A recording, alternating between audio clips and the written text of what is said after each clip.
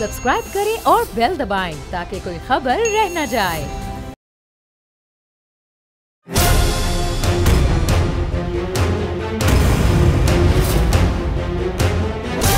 From the Islamabad studios of Bol Network, it's time for Jameel Farooqi on National Debate.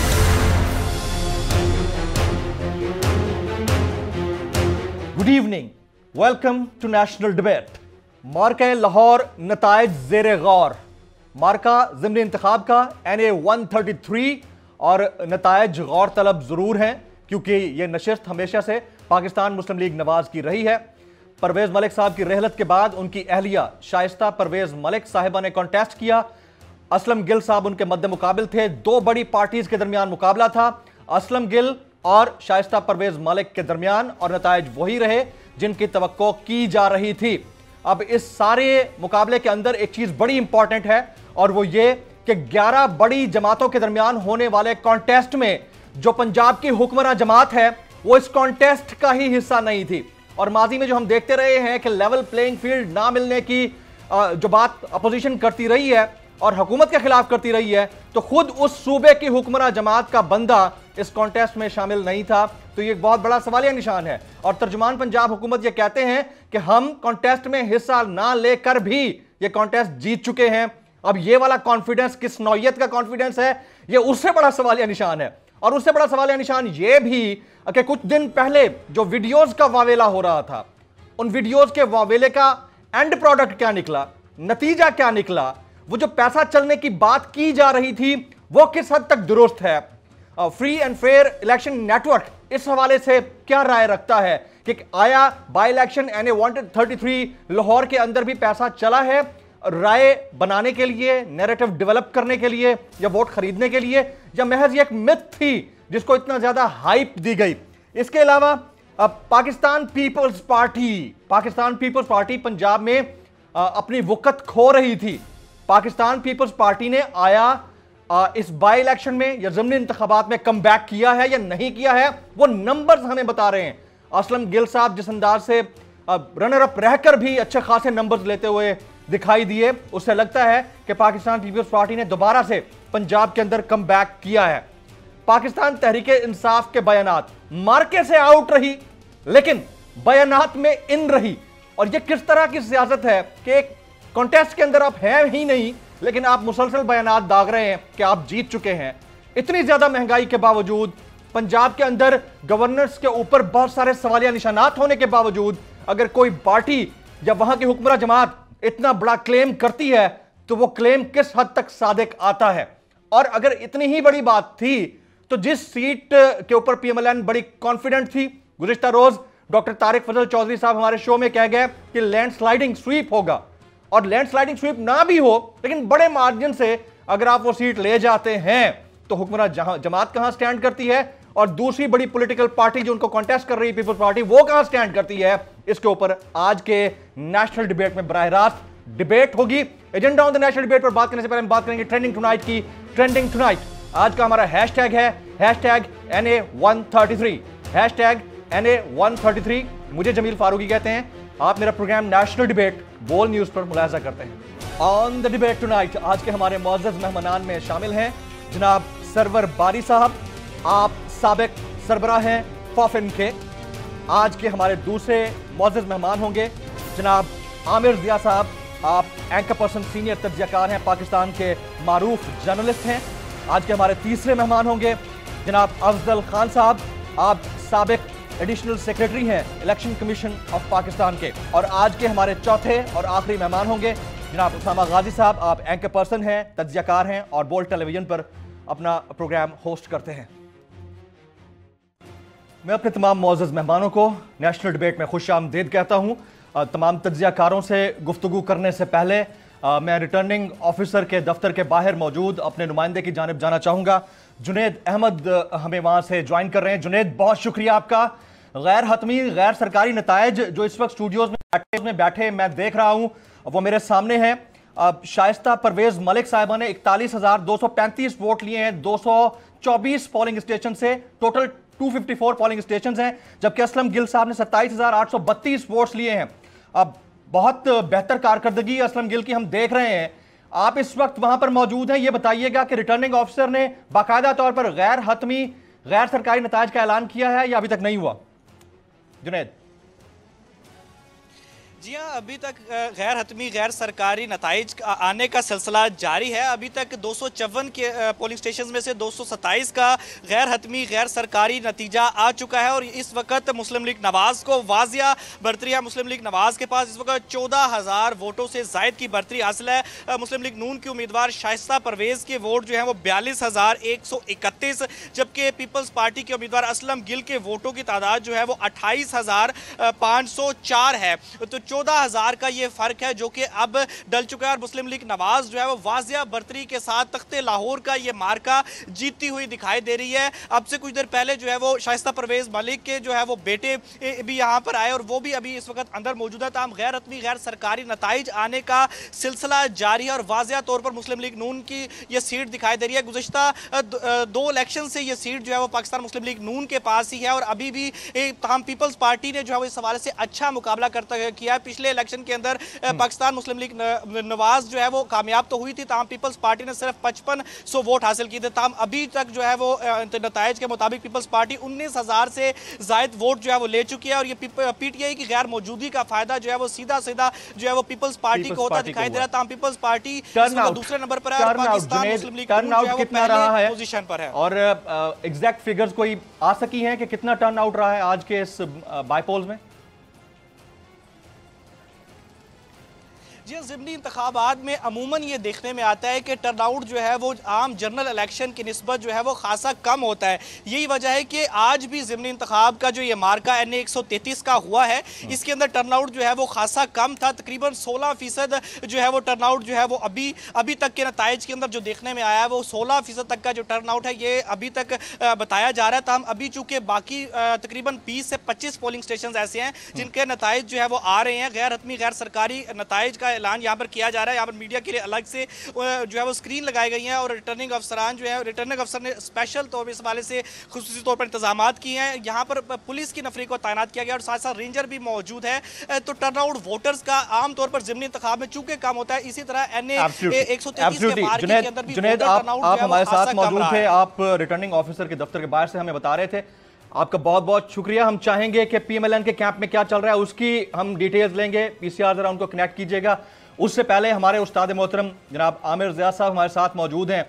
इनकी आंखों के सामने 3 elections मैं खुद कवर कर चुका हूं, जनरल इलेक्शंस, बाईपोल्स तो बहुत सारे आए और आमिर ज़िया साहब तो साल से दिहाइयों से इस इंडस्ट्री के अंदर हैं, प्रिंट के साथ और इलेक्ट्रॉनिक मीडिया के साथ। आमिर साहब, इस बाई इलेक्शन को आप किस तरह देखते हैं? एज एक्सपेक्टेड रिजल्ट आए हैं और PPP के कमबैक को आप कैसे देखते हैं पंजाब में? आमिर साहब। जमील साहब, आपने बिल्कुल दुरुस्त कहा कि जो नताइज हैं वो हस्बे तवक्को हैं, उसमें कोई अचंभे की बात नहीं है, कोई गैर मुतवक्को चीज़ नहीं हो रही है। हमें पता है कि जनाब सेंट्रल पंजाब में खुसूसन लाहौर की अगर आप बात करें तो वहाँ पर मुस्लिम लीग नून जो है उसको डोमिनेट करती है, हावी है वो। और ये निशिस्त भी जैसे कि आपने फरमाया कि पिछले 2 इलेक्शन में इंतखाबात में नून लीग के ही पास थी, तो उम्मीद यही थी कि जनाब इसी पार्टी को जीतना है। लेकिन जरा से ये इलेक्शन यूं फीका आपको नजर आ रहा है बाय पोल्स कि इसमें PTI नहीं है जी। और जाहिर है कि PTI के न होने से जो फायदा हुआ है बिलावास्ता तरीके से वो पीपल्स पार्टी को हुआ है, जो अब लोग बात तजियाकार ये कह रहे हैं कि जी उसने दोबारा से ग्राउंड जो है रीगेन किया है। तो मैं समझता हूँ एक तरह से कबल वक्त होगा, क्योंकि जो एंटी नवाज वोट होगा, जो कमिटेड एंटी नून लीग वोट है, वो पीपल्स पार्टी के पास चला गया। अगर इस मैदान में PTI भी होती तो गालिबन सूरत-ए-हाल दूसरी होती। गौर करने की बात ये कि जैसे कि आपने बिल्कुल दुरुस्त कहा कि जी 16% 15% के करीब जो है टर्न आउट है और ये एक तो खैर ट्रेंड यही रहता है कि हमारे यहाँ बाय पोल्स में कमी होता है, लेकिन एक और चीज की भी ये तरफ मेरे ख्याल में निशानदेही करता है कि लोगों की अदम दिलचस्पी, और वो अदम दिलचस्पी की वजूहात जो है वो यकीनन यही है कि वो लोग इस पूरे निजाम से एक तरह का अगर 80% से ज्यादा लोग वोट नहीं डाल रहे तो उसका मतलब है कि वो लाताल्लुक हैं, वो उनका एक तरह से वोट ऑफ नो कॉन्फिडेंस है। और यहाँ पर अगर कोई जीत भी जाता है तो उसकी कोई बहुत बड़ी अखलाकी फतह नहीं होगी, क्योंकि ज्यादातर लोगों ने वोट दिए ही नहीं है।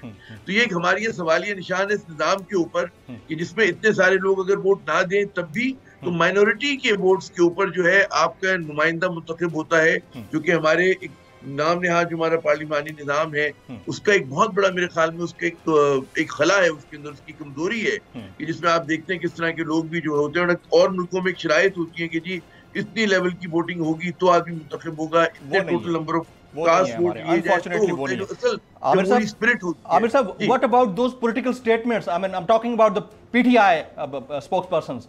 हसन खबर साहब ने कहा, और ये बड़ा कॉन्फिडेंट जुमला था उनका, वो कहते हैं कि हम शिरकत ना करके भी हम जीत गए।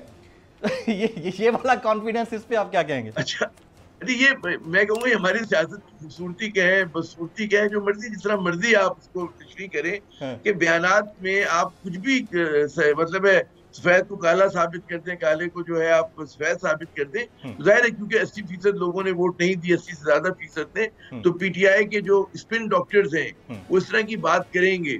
और ये जनाब क्योंकि हमारे कहने पर 80% लोग नहीं निकले, तो फिर अगर 40,000 वोट लेकर 50,000 वोट लेकर कामयाब हो भी गई तो क्या हो गई? तो यकीनन उनके पास एक उनको कहने को एक बहाना मिल गया, लेकिन हमें और आपको पता है कि अमूमन आमिर साहब, आपकी इजाजत से मैं जरा पीएमएलएन कैंप की तरफ चलता हूं। हमारे साथ हमारे नुमाइंदे मौजूद हैं, जाबिर वकास, वो वहां से हमें बता रहे हैं कि सिचुएशन क्या है। जाबिर, कैंप में क्या चल रहा है? ज़ाहिर है जीत तो गए, लेकिन रनर अप ने भी अच्छा टफ टाइम दिया है, इस पे क्या वहां पर चल रहा है जाबिर?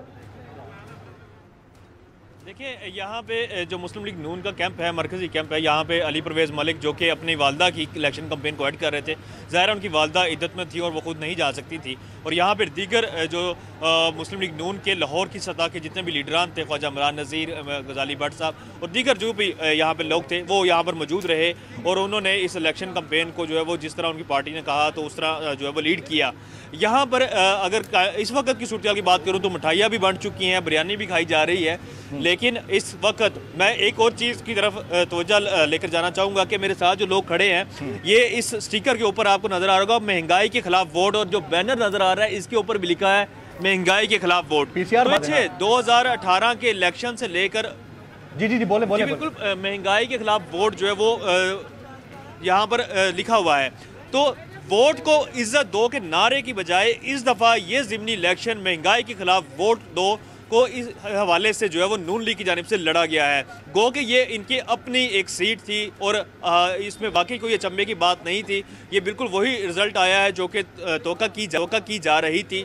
मुस्लिम लीग नून को ही यहाँ से जीतना था, लेकिन 89,000 प्लस वोट जो है वो आम इंतखाबात में यहाँ पर मलिक परवेज़ मरहूम साहब की जानिब से लिए गए थे, और अब जो है वो तकरीबन राउंड अबाउट 45,000 to 50,000 जो है वो वोट यहाँ पर मुस्लिम नून के हिस्से में आते दिखाई देते हैं। एक और बात यहाँ पर दिखाऊँ कि ग्रीन टाउन का इलाका और यहाँ पे मॉडल टाउन में जहाँ पे क्रिश्चियन आबादी जो है वो मौजूद है, वहाँ पे उनकी जानिब से वोट जो है वो जो पहले नून लीग को कास्ट होता था वो कास्ट जो है वो बहुत कम हुआ है, और उसकी वजह से हमजा शहबाज ने, जो अभी तक की मेरी रिपोर्ट है, उन्होंने इसके ऊपर खफगी का इजहार भी किया है कामरान माइकल को और दीगर जो पार्टी के जो उनकी माइनॉरिटीज़ के जो कैंप के लोग हैं उनसे पूछा भी गया है। और इस हवाले से जो है वो ख़ास तौर पर अगर हमदर्दी का वोट जो है वो किसी के साथ गया है तो वो पीपल्स पार्टी के साथ गया है, और एंटी मुस्लिम लीग नून का जो वोट कास्ट हुआ है वो भी उधर कास्ट हुआ है। इस हवाले से चूंकि वीडियोस भी सामने आई और ये इल्ज़ाम लगाया गया, और आज जो है वो नारा भी यहाँ पे लगाया गया मुस्लिम लीग कैंप में कि शेर ने एक पंजा मारा और जो वोट खरीदा जा रहा था उसको छीन लिया गया। बेशक 2,000 तकसीम हो, 3,000 तकसीम हो, ये एक एब्सोल्युटली राइट। जाबिर, आपने बड़ा डिटेल में वहां से बताया, आपका बहुत बहुत शुक्रिया। मैं प्रोडक्शन कंट्रोल रूम से कहूंगा कि आप सरवर बारी साहब को मिलाइएगा और उनसे हम यकीनन ये जानने की कोशिश करेंगे तो फाफिन रिपोर्ट्स जारी करती है, या अब क्योंकि वो साबिक सरबराह हैं फाफिन के, तो उनके पास जो इतलात है कि बाईपोल्स में कितना पैसा चलता है, इसके ऊपर ज़रूर उनसे हम जानेंगे। अफजल खान साहब स्टूडियोज़ में हमारे साथ मौजूद हैं। इलेक्शन कमीशन कितना न्यूट्रल, बल्कि आपसे मैं पूछने से पहले सरवर बारी साहब हमारे साथ मौजूद हैं। सरवर बारी साहब, बहुत शुक्रिया आपके वक्त के लिए। आप मुल्तान में हैं लेकिन इसके बावजूद आपने टाइम निकाला। मैं आपकी रिपोर्ट पढ़ रहा था, मुझ तक पहुंची है। ये फरमाइएगा कि बाई इलेक्शन खासतौर पर NA 133 इसके अंदर पैसा चला है नहीं चला है?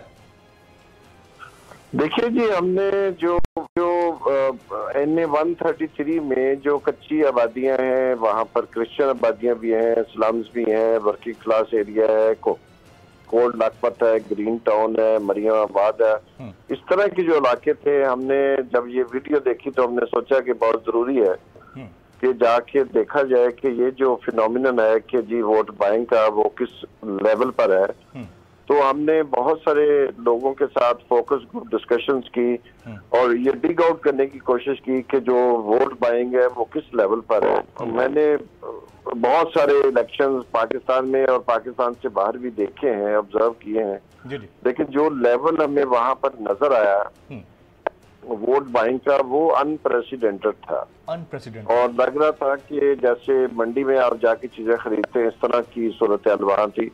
यहाँ तक कि जो पीटीआई चूंकि मैदान में नहीं थी तो पीटीआई की भी कुछ औरतें जो हैं वो भी जो है वो वोट औरतों को लेकर जा रही थी जहाँ पर पैसे तकसीम किए जा रहे थे।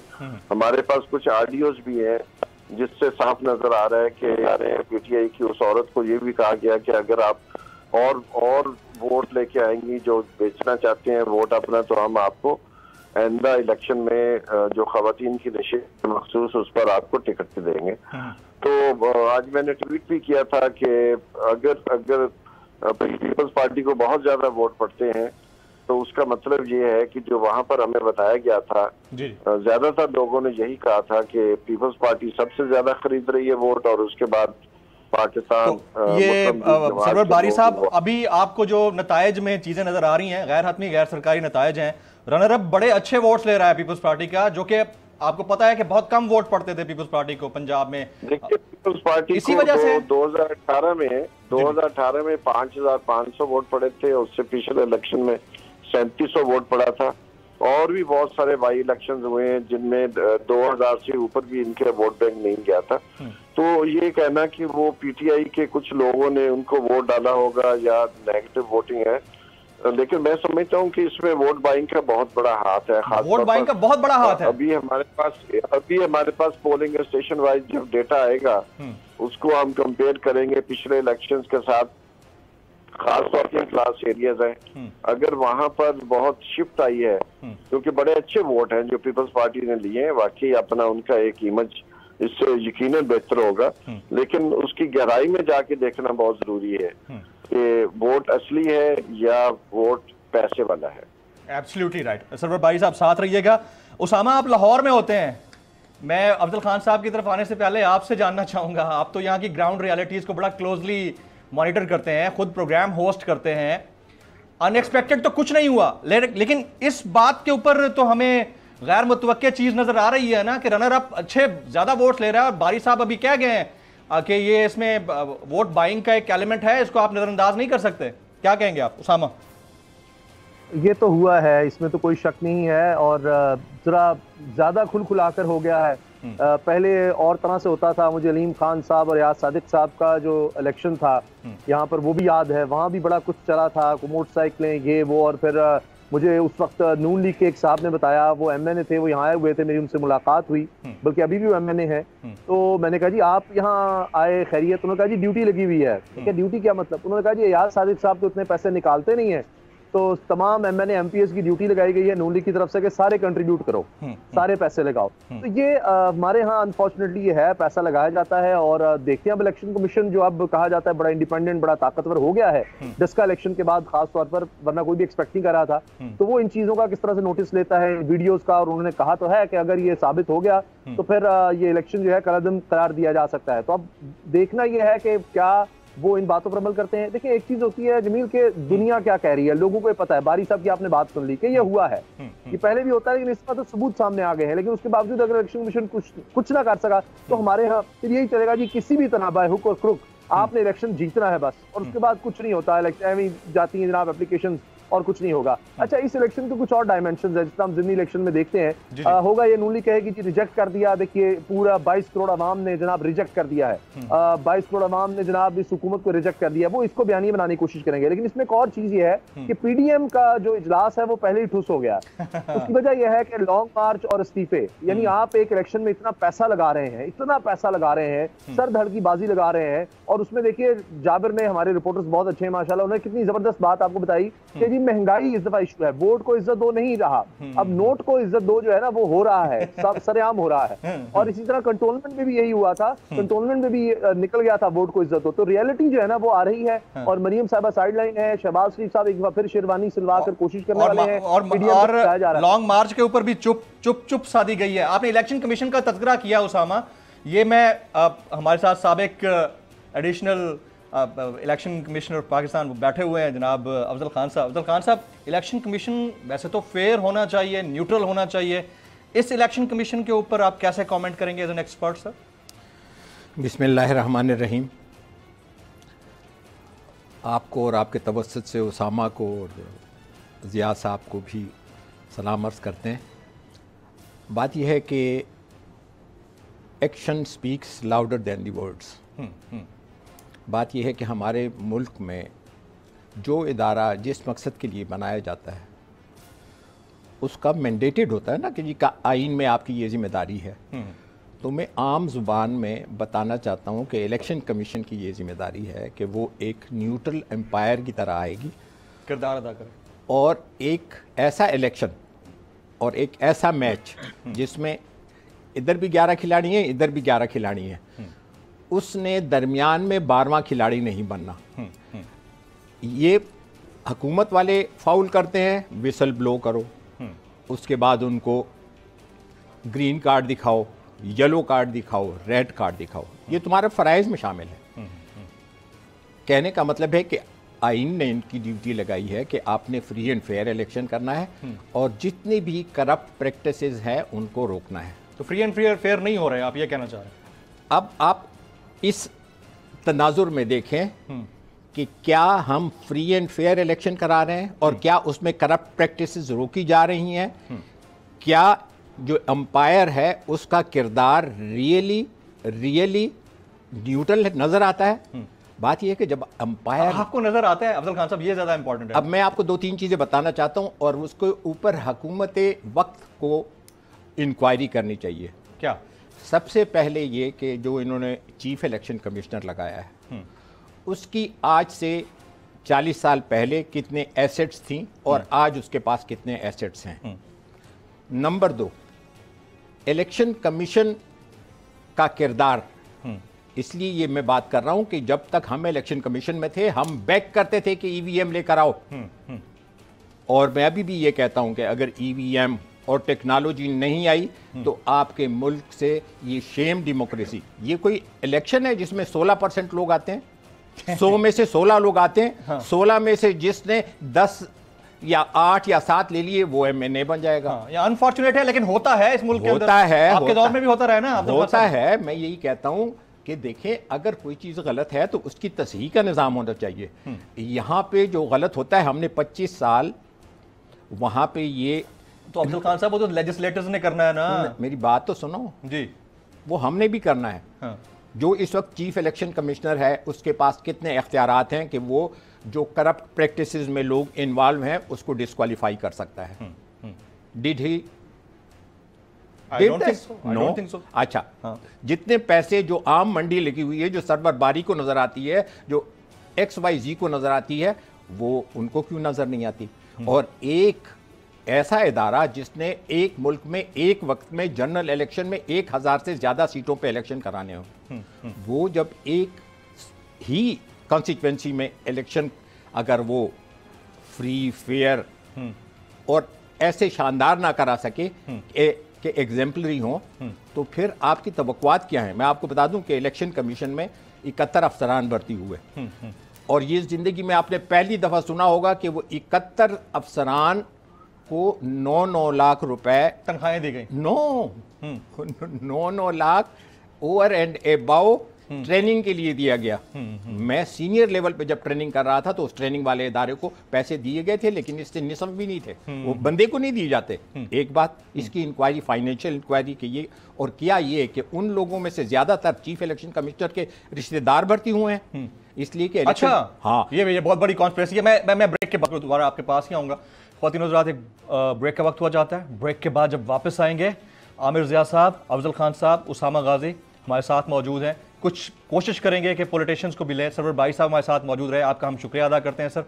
ब्रेक के बाद बात होगी, साथ रहिएगा।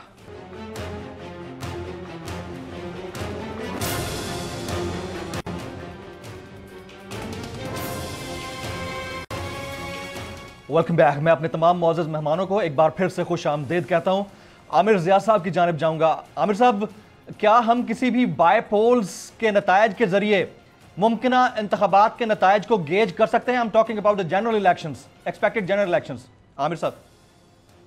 नहीं पीर साहब, मेरे ख्याल में जनरल इलेक्शन का पूरा माहौल मुख्तलिफ होता है कि इसके एक बाई इलेक्शन के नतीजे में आप ये फैसला नहीं कर सकते कि जनरल इलेक्शन का माहौल क्या होगा। इसमें आपने देखा है जैसे भी हम रिकनेक्ट आमिर साहब का इंटरनेट बड़ा मसला कर रहा है। आमिर साहब मैं आपकी तरफ आता हूं। उसामा, ये बताइएगा कि हम गेज कर सकते हैं नतायज को, बाई इलेक्शंस के नतायज के जरिए किसी भी जनरल इलेक्शन के नतायज को गेज कर सकते हैं? बड़ा मुश्किल होता है। देखें, कोई एक्स्ट्राऑर्डिनरी कोई इवेंट हो जाए तो और बात है, वरना आप देख लीजिए कि जहां जहां जिसका गढ़ होता है वो उसी तरह आपको नजर आता है। कहीं कहीं हम कह सकते हैं, जिस तरह हालिया दिनों में खैबर पख्तूनख्वा में हमने देखा कि जहां पर परवेज खटक साहब के भाई ने इन्फ्लुएंस किया तो वहां पर नून लीग जीत गई। उन्होंने कहा जी देखें जी, गढ़ में हमने हरा दिया है। इसी तरह भी तहरीक इंसाफ ने यहाँ पर इलेक्शन जीता सियालकोट में, और वो सीट अगर आप देखें तो वो भी अनएक्सपेक्टेड थी कि नून लीग से उन्होंने ले ली। उसमें बरियार साहब शामिल हुए हैं काफ लीग से तहरीक इंसाफ में। तो इस वजह से वो तो अपसेट होते हैं। अदरवाइज देख लें, जो डस्का का इलेक्शन हुआ वहां पर नून लीग की वो सीट थी, दोबारा नून लीग के पास चली गई। ये भी नून लीग की सीट थी, नून लीग के पास चली जानी थी। अगर तहरीक इंसाफ यहाँ पर लड़ती भी तो मेरा ख्याल है यही एक्सपेक्टेड रिजल्ट होना था। तो ज्यादा फर्क नहीं पड़ता अनलेस के आप बहुत ही डिफरेंट इसमें गेम खेल जाए। आमिर ज़िया साहब, आप इस पे कमेंट कीजिएगा। सर मैं आपका इंटरनेट हैंग हो गया था, प्लीज। जी जिम्मी साहब, जैसे मैंने अर्ज किया कि एक बाई इलेक्शन का जो नतीजा होता है उसको जनरल इलेक्शन के माहौल पे उसका इतलाक बिल्कुल नहीं होता। और क्योंकि आपने देखा है कि जी इतनी अदम दिलचस्पी रही है इस पूरे बाई इलेक्शन के अंदर, तो इस बात की खमादी करते हैं कि लोगों ने अपना उनका जो इंटरेस्ट था वो कम हो गई।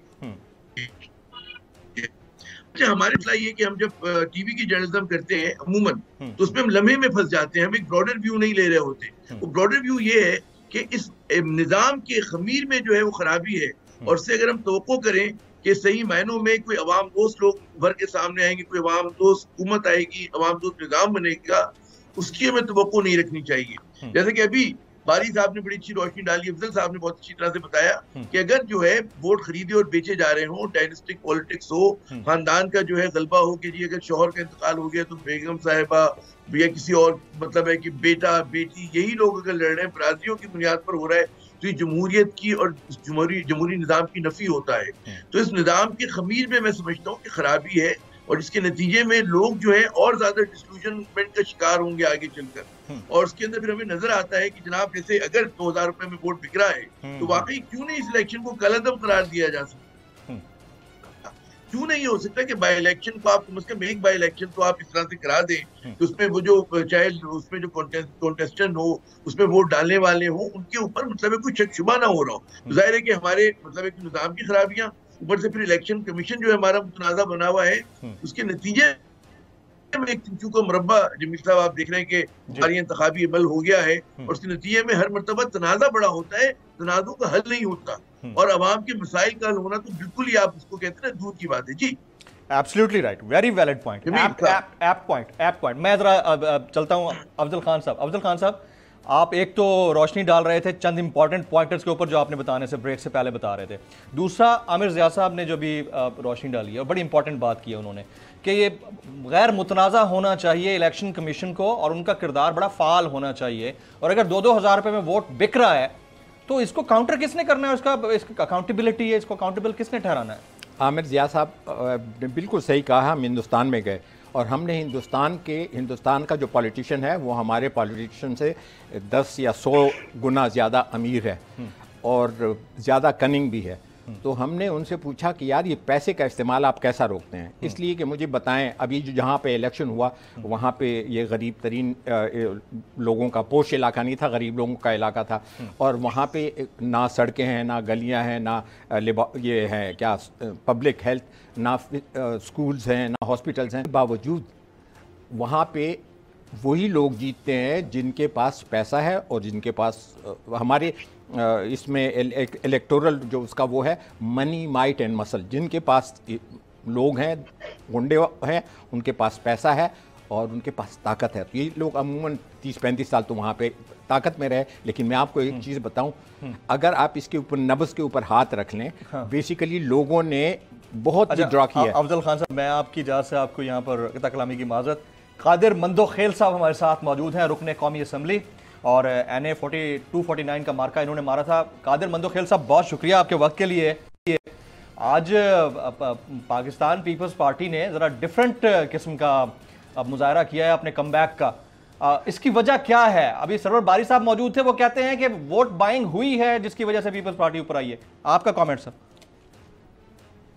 देखिए, वोट अगर बाइंग हुई है तो वीडियो तो नून लीग की आई है। 2-2 हज़ार वोट को इज्जत देने वाले 2-2 हज़ार में वोट खरीद रहे थे, तो ये तो आपने सारे मीडिया ने दिखाया है। और फिर कई चैनल पे मैंने मुतालबा किया है कि इनके फॉरेंसिक होने चाहिए।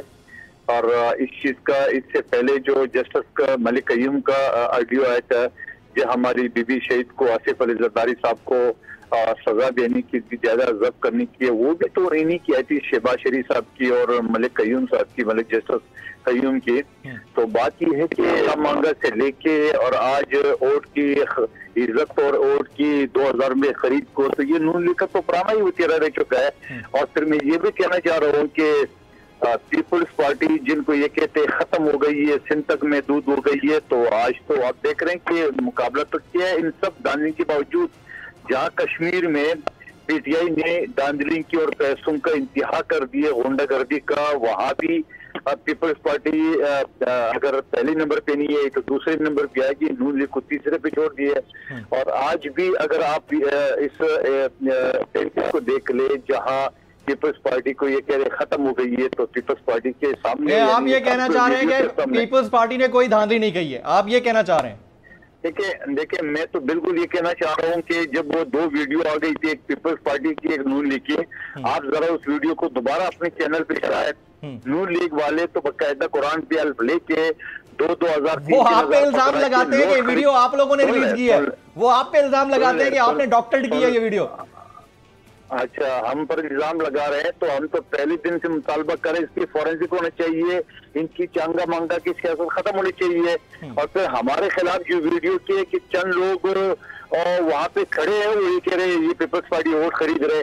तो भाई हम तो आप लोग दिखा रहे हैं, आप लोगों के पीछे आप जो भी जो है वो स्क्रिप्ट लगा दी कि भाई ये वोट खरीद रहे थे, आपकी तो वोट बकायदा कुरान पे आते लगा के पूरा सब कुछ लेके तो सारी है। और फिर इसकी मुतालबा ये क्यों नहीं कर रहे? आए ना फॉरेंसिक करा दे। मैं आपकी तरफ से चैलेंज करता हूँ नून लीग की आदत को कि इस वीडियो के फॉरेंसिक करा ले, और इस वीडियो में फॉरेंसिक पे नून लीग अगर ये मुजरिम ना ठहरा है तो जो मर्जी मुझे बेल देना। लेकिन बात ये है कि ये वही मुस्लिम लीग नून है जिसने चांगा मंगा शुरू किया। पाकिस्तान की तारीख में एक सयाब बाब है। और फिर मैं ये दोबारा कहता हूँ कि हमने जो वोट आपके सामने, अभी रिजल्ट एग्जैक्ट मेरे सामने नहीं है, मैं गाड़ी सफर में हूँ, तो मैं समझ रहा हूँ कि पीपल्स पार्टी ने तो कम भी किया और लाहौर गढ़ कहा जाता है। तो मैं समझ रहा हूँ कि आपसे एक आखिरी कमेंट चाहूंगा। हसन खावर साहब, तर्जुमान पंजाब हुकूमत, कहते हैं कि हमने कॉन्टेस्ट में हिस्सा नहीं लिया, लेकिन इसके बावजूद ये मार्का हम जीत गए हैं। ये कितना बड़ा, ये कितना ओवर कॉन्फिडेंस है? इसको आप कैसे नरेट करेंगे? आप इनको से पूछो कि आप जीत कैसे गए, पहले बताओ। आपका कैंडिडेट तो इतना नाअहल और इतना, मैं कम लफ्ज इस्तेमाल करूंगा कि उसको ये नहीं पता कि हल्के के लोगों का दायित्व न तजवीज़ को अंदाज है, जबकि कानून ये कहता है, इलेक्शन रूल ये कहता है कि हर कैंडिडेट 4 फॉर्म जमा कर सकते हैं। मैंने खुद अपने जनरल इलेक्शन और जमनी में वो लगाए थे, 4 फॉर्म भरे थे और डिफरेंट अपने कवरिंग कैंडिडेट का अलग बना। इन्होंने अपनी और अपने घर वाली का एक ही प्रपोजल सेकेंडर किया था जो कि दूसरे हल्के का था। तो इससे आप अंदाजा लगा ली कि PTI के अंदर कितनी शऊर है, कितनी माशी टीम और खारजा दाखिला, इनके अलावा इनकी सियासी टीम का अंदाजा इससे अंदाजा लगा ले कि इस तरह तो आम गली मोहल्ले का काउंसलर भी इस तरह काम नहीं करते जिनकी वो कैंडिडेट चीमा साहब जो और उन्होंने किया। तो सवाल ये, मार्का कैसे जीत गए? उन्होंने तो अपनी नाइलिक की और अपनी जाहिलपन का सबूत दे दिए कि वो इलेक्शन जो है दरअसल में ये कोई वो और कराची की लैंग्वेज में कहते हैं कि ये पकड़ो 11 है। ये तो पकड़ो 11 है। शाह महमूद कुरैशी कहाँ आ गया? और शौकत तरीन कहाँ से आ गया, फवाद चौधरी कहाँ से आ गया, खुसरो बख्तियार कहाँ से आ गया, तो पकड़ो 11 है। और आइंदा इलेक्शन में आप देख रहे हैं जिस तरह इन्हें 133 में ये जो ना मैं फिर ये कहूँगा कि जिस तरह से भागे और जिस तरह से उन्हें अपनी जायलत का सबूत दिया, तो इंशाल्लाह 2023 में ये पकड़ो 11 आपको 11 जगह पे नजर आएंगे। Absolutely right, absolutely right. जनाब कादिर मंदोखेल साहब, रुकने कौमी असेंबली पीपल्स पार्टी, आपने वक्त निकाला, आपका बहुत बहुत शुक्रिया। अफजल खान साहब कंटिन्यू कीजिएगा सर, आप गुफ्तगू मैं ये बताना चाहता था कि एक इदारे की फाइनेंशियल और उसकी फुल्ली वर्किंग सॉवरेनिटी के लिए हमेशा हमने आवाज़ उठाई। अब बात यह है कि फाइनेंशियल अटानोमी आपको मिल गई, लेकिन इस फाइनेंशियल अटानोमी का ये मतलब नहीं कि आपने पब्लिक मनी से खिलवाड़ करनी है और कोई आपसे पूछ ना सके।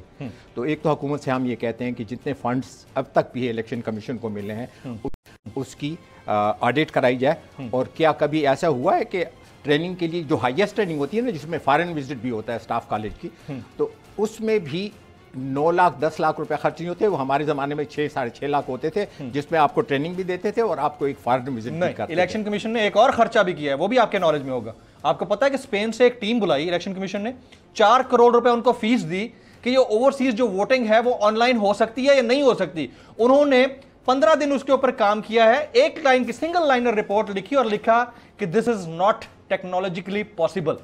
बात ये 4 करोड़ रुपए दे के ये लिखवाना था भाई। ये जो कंपनी है, हाँ। ये कंपनी हमारे पास आती थी और एक अफसर के पास जाती थी कि हमारी ये मशीनें फिलिपाइन में भी इस्तेमाल हो रही हैं, यहाँ इस्तेमाल हो रही है। हाँ। हम उनको सिर्फ इंटरटेन करते थे, चाय पिलाते थे, वो अपने खर्चे से आती थी, अपने खर्चे पे रहती थी। वो जैसे सेल्समैन अपना चीज़ सेल करना चाहते हैं, लेकिन हम उनको पाकिस्तान के अंदर 2010 के बाद हम इस फाइनल, मैं आपको बल्कि वो PDF फाइल इलेक्शन कमीशन के भेजूंगा जिसमें हमने फाइनल रिकमेंडेशन दी थी कि ये हमने करना है।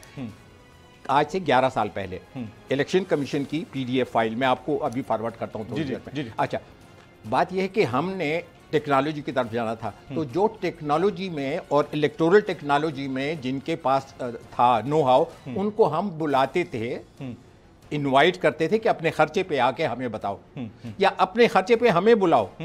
वल्लाह वो तैयार थे कि आप लोगों को हम अपने स्पेन में अपनी उसकी विजिट करवाते हैं। They were ready on their cost. तो ये हैरानी की बात है। और जहां तक जो आई वोट की बात है, इंटरनेट वोटिंग की, उसमें सिंपल यही मैं कहता हूं कि आज से 20 साल पहले मैं UN में था, मैं पैसे भेजता था, आज तक वो पैसे मेरे पड़ोसी के पास नहीं, मेरे घर के पास। और कल परसों प्रेसिडेंट ने तकरीर में कहा कि ये EVM एटम बम है। हाँ, एटम बम है उन लोगों पर जो करप्ट प्रैक्टिसेस के जरिए इलेक्शन जीतते हैं, और election commission is unable to stop those corrupt practices. Right. आपकी बात बड़ी, मैं बाद में भी आपके पास आऊंगा। उसामा, ये टेक्नोलॉजी अडेप्टिव नेशन होना कौन सी बुरी बात है? अगर 80 में से 70 ममालिक ने यूज नहीं किया EVM, तो 10 ने तो किया है। हम लोग क्यों ये नहीं चाहते कि हम टेक्नोलॉजी को अडॉप्ट करें?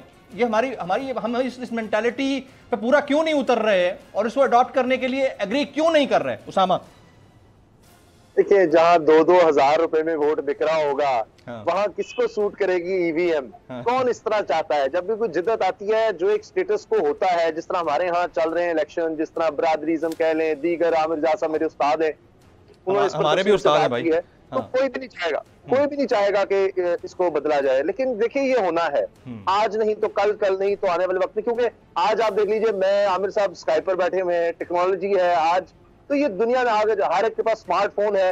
आज नादरा जो कह रहा है जी आप घर बैठे हुए जी अपने, वहीं पर हमने ऐप लॉन्च कर दिया कि आपके अंगूठे से तस्दीक वहीं घर बैठे हो जाएगी। तो ये कब तक आप इस चीज को रोकेंगे? ये नामुमकिन है। इसका सिर्फ ये है कि जनाब हम हीले बहाने करें कि किसी तरह से हम इलेक्शन को इन्फ्लुएंस कर लेंगे। देखिए, अगर धांधली होनी है तो ये पिछला इलेक्शन भी नहीं माना, वो कहते जी उसके साथ आ गए। अब EVM का भी अगर किसी ने नहीं माना, उसने नहीं माना, आप जो मर्जी करते रहे, यहाँ ये मसला है। लेकिन पूरी दुनिया इस तरफ जा रही है और इसको रोका नहीं जा सकता। इलेक्ट्रॉनिक वोट मशीन अभी आप कहेंगे नहीं आनी, तो कुछ अर्से बाद आ जाएगी। बस हो सकता है अगर तहरीक इंसाफ को अगली गवर्नमेंट नहीं मिलती, कोई और आता है, तो वो शायद जो है वो अपने पसंद से ले आएगा जी ये नहीं ऐसे नहीं। लेकिन ये होना है, क्योंकि इसके बगैर तो इलेक्शन मुझे नहीं लगता कि आने वाले वक्त में कोई भी, शायद मुझे नहीं पता, कुछ दहाइयों बाद ये होगा आप घर से ही वोट डाल रहे होंगे, आपकी आइडेंटिफिकेशन कनेक्शन इस तरह से होगी, आपके मोबाइल के थ्रू इस तरह से होगी कि आप घर बैठे, आपको आने की जरूरत नहीं है, आप सिर्फ घर से ही अपने मोबाइल के थ्रू, क्योंकि नंबर किसी और को मिल सकता है, ना ही वो मोबाइल आपके फिंगरप्रिंट के बगैर खुल सकता है। वहां से अगर आपने कहा है वो तो वहीं से हो जाएगा, मुझे तो ये लगता है। अच्छा, मैं अब आमिर ज़िया सर को ना बड़े मुश्किल में फंसाने जा रहा हूँ, बड़ा औखा सवाल पूछने हैं मैं। सर, ये प्री पोल रिगिंग का जो फंडा है, ये चाहे ईवीएम आ जाए, ऑनलाइन वोटिंग हो जाए, ये जो माइंड मेकिंग है, नैरेटिव बिल्डिंग है, खासतौर पर अब पैसा दे के आपने राय बदल दी तो वहां ईवीएम भी आ जाए तो जिसने जाके अंगूठा लगाना है उसने उस राय के तहत जाकर अंगूठा लगाना है, कोई और टेक्नोलॉजी आ जाए फिर भी उसने यही करना है। तो ये प्री पोल रिगिंग तीन प्रोसेस में हम देखते हैं ना, प्री पोल रिगिंग, पोल प्रोसेस, पोस्ट पोल रिगिंग। जो प्री पोल रिगिंग है इसको खत्म करने के लिए तो इंस्टीट्यूशन का स्ट्रांग होना जरूरी है ना, इसके ऊपर आप कैसे कमेंट करेंगे आमिर साहब? ये जो आप जिसको आप प्री पोल रिगिंग कहते हैं, मैं कहता हूँ वो निज़ाम की कमजोरी और खराबी है। वो निज़ाम जो है वो छलनी ये साफ नहीं करती कि कैंडिडेट क्या होना चाहिए हमारे यहाँ। मतलब बात तो शुरू होती है ना कि हर आदमी जो है जिसके पास धन दौलत है वो कैंडिडेट बन जाता है। कोई ऐसी शर्त नहीं है इलेक्शन कमीशन की तरफ से कि वो दयानतदार हो, टैक्स पेयर हो, उसके ऊपर कोई क्रिमिनल केस ना हो, उसका कोई प्रूवन जो है रिकॉर्ड हो अवामी खिदमत का, उसकी कोई तालीमी काबिलियत होनी चाहिए। हमारे यहाँ तमाम शराइत नहीं है। तो मैं जो कहता हूँ कि ये तो हम लोग को बहुत आगे की बात करते हैं कि जी मैनिपुलेट होता है। मैनिपुलेट अगर आप सिस्टम अगर अच्छा डेवलप कर देंगे तो उसके नतीजे में आप देखिएगा कि उसकी जरूरत जो पड़ेगी वो मौरूसी सियासत पे भी पड़ेगी। जो कम पढ़े लिखे कैंडिडेट्स आते हैं उनको भी रोकना चाहिए। जो नॉन टैक्स पेयर आ जाते हैं, यानी कि वो अरबों रुपए करोड़ों रुपए खर्च करते हैं इलेक्शन के ऊपर, लेकिन टैक्स पेयर नहीं होते वो, और वो बिरयानी की प्लेट खिलाने के पैसे होते हैं, देगे खिलाने के पैसे होते हैं, लेकिन टैक्स देने के पैसे नहीं होते। तो इस निजाम के अंदर अपनी खराबियां मौजूद है। तो और उन खराबियों में हमारे जो इलेक्टेड रिप्रेजेंटेटिव है वो बात नहीं करते। वो तमाम किस्से कहानियां कहते जी प्री पोल रिगिंग हो गई और ईवीएम। अब ईवीएम पे बात हो रही है। वो इकबाल ने पिछली सदी में कहा था ना कि नक्शे कोन पे अड़ना जो है और आईन नौ से डरना, मुश्किल यही घड़ी है कौमों की जिंदगी में। तो मुझे समझ में नहीं आता कि 21वीं सदी का जदीद ध्यान रखने वाला पाकिस्तानी कैसे ईवीएम की मुखालफत करेगा। कि उसामा ने बड़ा अच्छा नक्शा खींचा कि आने वाले दिनों में यकीनन वोट हो सकता है मोबाइल फोन से डाल रहे हो। मतलब टेक्नोलॉजी का अमल दखल तो बढ़ना ही है हमारी जिंदगियों में। वो चाहे हमें हवाई जहाज उड़ाना हो, चाहे हमारे मेडिकल टेस्ट हो, चाहे वो इंतखाबात, हर जगह टेक्नोलॉजी आएगी। तो उसमें आपको हैरत होती है कि बिलावल भुट्टो जरदारी हम कहते हैं जी 21वीं सदी के नौजवान लीडर हैं, वो भी मुखालफत करते हैं, मरियम नवाज साहिबा भी मुखालफत करती है। लेकिन हमें कोई इसमें परेशान नहीं होना चाहिए क्योंकि जिस ये बैकग्राउंड से आ रहे हैं इनको यही करना है कि ये उस डिकेइंग क्लास की नुमाइंदा है कि जो इस पूरे सिस्टम को मैनिपुलेट करते हैं और इनको इसी तरह का सिस्टम सूट करता है। जी जमील आमिर साहब, देखिए टेक्नोलॉजी को अडॉप्ट करना ना करना ये हमारी चॉइस जरूर हो सकती है, लेकिन मैं मल्टी ट्रिलियन डॉलर कंपनीज का नाम ले सकता हूं जिन्होंने अपनी चॉइस को मद्देनजर रखा और वो दरिया बुर्द हो गई, समंदर बुर्द हो गई। हमें सबको पता है, आई कैन नेम दम a long list of those kind of companies like Kodak हम सबके सामने है, फ्यूजी फिल्म, नोकिया, इतने बड़े बड़े ब्रांड्स बर्बाद हो गए जस्ट बिकॉज के उन्होंने अपनी चॉइस को मद्देनजर रखा, उन्होंने वक्त के साथ कॉम्पीट नहीं किया। अच्छा, मेरे पास यहाँ पर एक ब्रेकिंग न्यूज है और ब्रेकिंग न्यूज ये है कि गैर हतमी गैर सरकारी नतायज आ चुके हैं। गैर हतमी गैर सरकारी नतायज के मुताबिक 254 पोलिंग स्टेशन से जो शाइस्ता परवेज मलिक साहिबा हैं उन्होंने 40,811 वोट लिए हैं। टर्नआउट हम सबके सामने है 16%, 40,811 वोट लिए हैं, पहले नंबर पर हैं। और असलम गिल साहब, चौधरी मोहम्मद असलम गिल साहब, इन्होंने 32,313 वोट लेकर दूसरी पोजीशन हासिल की है, रनर अप ठहरे हैं। कोई ज्यादा वोट डिफरेंस नहीं है। गुज़िश्ता अगर हम इलेक्शंस की बात करें तो बहुत कम वोट्स लेती थी पीपल्स पार्टी, लेकिन इस दफा अच्छे खासे वोट्स ले गई है। अफजल खान साहब, योर टेक सर। बात यह है कि एक तो मैं वो जियाद साहब ने बात की वो टेक्नोलॉजी की, मैं उस पर नहीं, उन्होंने इदारों की बात की कि इदारे प्री पोल रिगिंग कैसे रोक सकते हैं। प्री पोल रिगिंग वहाँ होती है जहाँ आपने फ्री फॉल ऑल कर दिया। आप मुझे बताएं, आप नायब कासिद भर्ती करते हैं लेकिन यहाँ अपारा थाने से उसकी रिपोर्ट जाएगी तब उसको मुलाजमत कन्फर्म होगी। आपके MNA, आपके MPA, आपके सेनेटर्स, उसमें से कितने लोग हैं जिनके ऊपर कत्ल के केस हैं, जिनके ऊपर जराइम के केस हैं। और मैं आपको बताता हूं एक मिनट कलाम नहीं चाहूंगा। उसकी वजह यह है शेख रोहेल असगर साहब पाकिस्तान मुस्लिम लीग नवाज से, जो विनिंग कैंडिडेट की पार्टी है, जाहिर है वो हमारे साथ मौजूद है। आपकी इजाजत से मुझे सिर्फ 2 मिनट चाहिए उनसे। शेख साहब बहुत शुक्रिया आपके वक्त के वक्त के लिए एज एक्सपेक्टेड जीत गए आप लोग, लेकिन इस बार टफ टाइम दे गई है पीपल्स पार्टी। शेख साहब नहीं, मैं नहीं समझता। दो तीन चीजें मैं आपको कह देता हूँ, उससे आप पता नहीं आप उसको कैसे समझते। मेरी अपनी जाती राय है ये।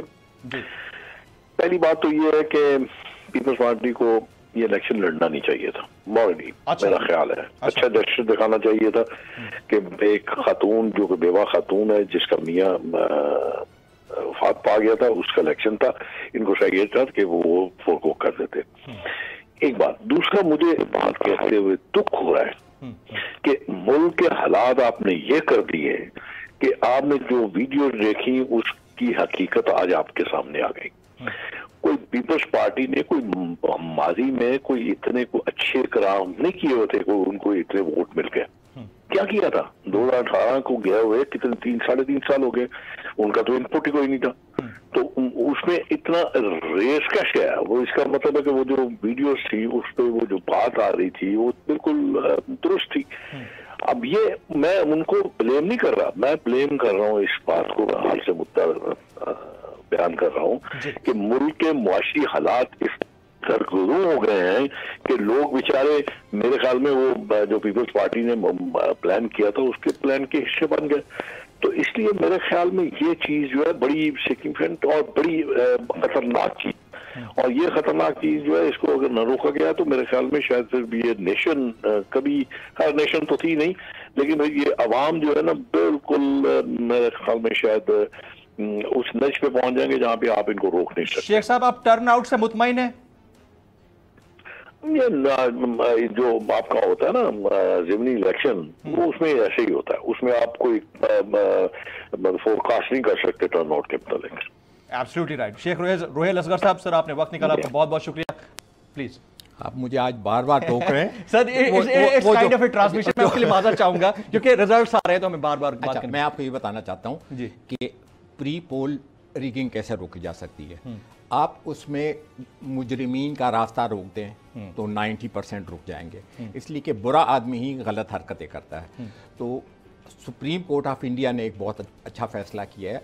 उन्होंने अपने इंडियन इलेक्शन कमीशन को कहा है कि अगर आपने किसी ऐसे बंदे की नॉमिनेशन कबूल की जिसका माजी दागी हो, उसके ऊपर कत्ल, मुकातले, इस किस्म की चीज़ें, जैसे उम्मे रुबाब वाले जो है वो एक MNA है और एक MP है, और आज तक MPA और MNA होने की वजह से मेरे ख्याल में उन्होंने जेल का मुंह नहीं देखा। कोई आम आदमी होता तो वो जेल में सड़ रहा होता।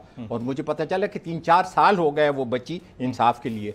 तो एक तो ये है कि मुजरिमों के लिए इसके रास्ते बंद कर दें, जुराइम इसमें कम हो जाएंगे। नंबर 2, मैं आपको ये बता रहा था कि इलेक्शन कमीशन में एक ऐसा अफसर अब चीफ है जो एडमिनिस्ट्रेशन में माहिर था। इस एडमिनिस्ट्रेटिव अफसर ने वहाँ पे इतने पोस्टिंग और ट्रांसफ़र की और चंद हफ्तों के अंदर एक एक बंदे की कई बार तब्दीली की। वेडलॉक केस कि मियाँ इधर तो बीवी उधर, तो उनको ये कानून भी कहता है कि उनको एक जगह रखो, लेकिन ना वो आइन मानता है ना वो कानून मानता है। इसलिए कि सुप्रीम कोर्ट ने कितनी दफ़ा उसे कहा कि टेक्नोलॉजी इख्तियार करो, जब सेनेट के इलेक्शन उसको बार बार कहा। और मैं आपको बता दूं 2014 में भी हमें जो एक इंक्वायरी हुई थी चीफ जस्टिस नासिर उल मुल्क ने, उसमें उन्होंने कहा था कि वो चीज़ें हमने 25 साल इस पे गौर किया कि कैसे हम चोरी के रास्ते बंद कर सकते हैं। सबसे ज़्यादा चोरी होती है वो प्रिजाइडिंग अफसर और जो RO होता है, जब वो फिगर तब्दील एक दफ़ा कर लें तो आप वहाँ पे वकील नहीं, वो जज खरीदे जाते हैं या क्या होता है, बहरहाल। लेकिन फिर वो बात यह है कि हुकूमत को चाहिए कि जो कॉन्स्टिट्यूशन की वायलेशन हो रही है वहाँ पे, ये कॉन्स्टिट्यूशन की वायलेशन है, उसको रोके कि वो वहाँ चैलेंज करे। और पाकिस्तान की हिस्ट्री, अच्छा एक बंदा जो पोस्टिंग ट्रांसफ़र से सिद्दीक है, इस एम्प्लॉई इलेक्शन ऑफिसर, वो he died of heart attack. बात यह है कि ये खून इस चीफ इलेक्शन कमिश्नर के हाथों पे है। और अभी पाकिस्तान की हिस्ट्री में पाकिस्तान की हुकूमत पहली दफा कोई बंदा चीफ इलेक्शन चीफ कमिश्नर के खिलाफ सुप्रीम जुडिशियल काउंसिल में गई है, और वो ये चीफ इलेक्शन अफजल खान साहब, इसके अलावा जनाब आमिर जिया साहब, उसामा गाजी साहब, सरवर बारी साहब, 2 अदद पॉलिटिशियंस, तमाम हमारे नुमाइंदगान। It was kind of a transmission, सबको कुछ मौका मिला लेकिन इनपुट सबकी पहुंची। एक क्विक कमेंट मैं जरूर करूंगा कि इस इलेक्शन में नून लीग जीती है, that was expected. People's Party runner up रही है, दैट वाज अनएक्सपेक्टेड, और कहीं ना कहीं ग्राउंड वो बना रही है। आज की नेशनल डिबेट से जमील फारूकी को याद दीजिएगा।